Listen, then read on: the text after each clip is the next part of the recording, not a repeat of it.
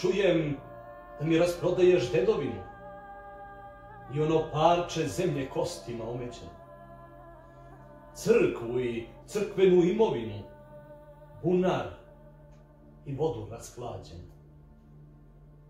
I žitna polja što me hlebom hrane, planinu, reku, stado i opanke, ikone što me od zla brane i suncem okupane proplanke.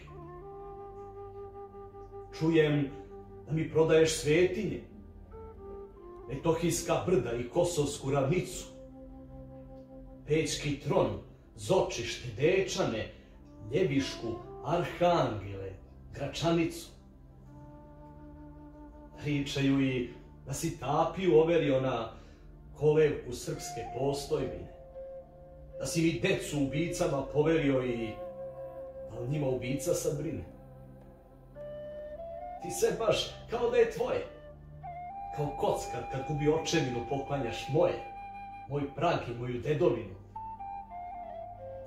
Kažu, imaš plan, a planove u belom svetu krojiš. Čujem da mi prodaješ Gazimestan i da se Lazareve kletve ne bojiš.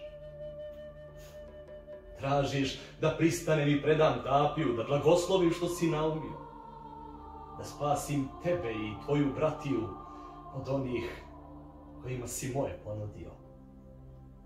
Ne dam i ne dam, pa neka me ubiju i kosti posade kraj ognjišta gdje mi se pradeda rodio. Oni kojima prodaješ moje livade i oni sa kojima si prodaju vodio. A neka zna srpstvo da je Srpkinja rodila plod koji je prodao srpski rod.